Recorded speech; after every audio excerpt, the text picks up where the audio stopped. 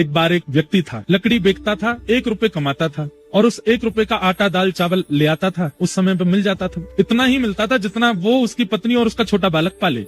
एक बार क्या हुआ, अब रोज लकड़ी बेचता, 1 रुपया कमाता और उससे सामग्री खरीद करके बनाता। एक दिन उस व्यक्ति के 5 मित्र घर आ गए। मित्र घर आए तो कुछ तो देना चाहिए। पहले तो खुश हुए, बाद में दुखी हो गया पूरा परिवार। पत्नी से जाकर के कहने लगा, देवी मेरे बचपन के सखा आए हैं।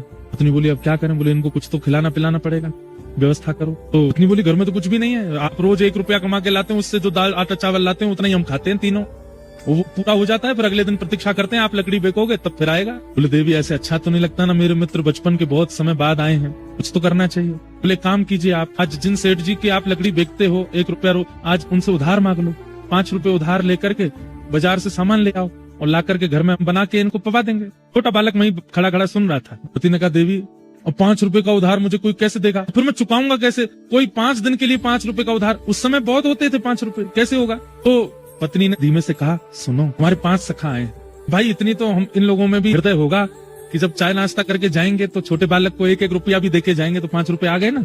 ज्यादा ही हृदय बड़ा होगा तो 5-5 रुपए के देके जाएंगे और अच्छा हो जाएगा। तो पति बोला, देवी तुम बड़ी बढ़िया हो, तुमने तो बड़ा दिमाग लगाया, मैं अभी जाता हूँ सेठ जी के पास। सेठ जी 5 रुपया दे दो, उधार दे दो। बोले, मैं लौटा दूंगा आपको, आप कल ही लौटा दूंगा, आज रात तक ही लौटा दूंगा, दे दो।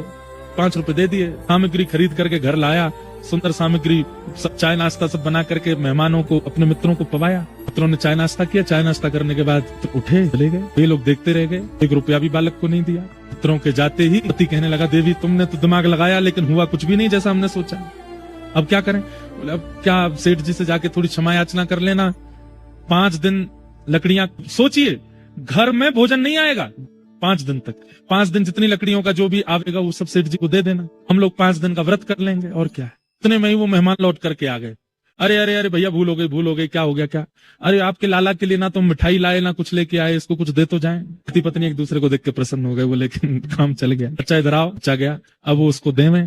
बच्चा कहे, नहीं मुझे नहीं चाहिए, अंकल जी मुझे नहीं चाहिए, आप ले जाओ, मुझे नहीं चाहिए। वो तो बालक स्वभाव, बेटा ऐसे नहीं करते, बोल रहे ले लो। नहीं माँ मुझे नहीं चाहिए।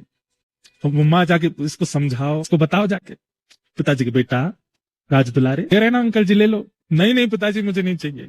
नहीं अंकल आप रखो, मुझे नहीं चाहिए, मैं नहीं लूंगा। नहीं ये तो टेप बंद कर ली उसने अपनी, भागा वहां से।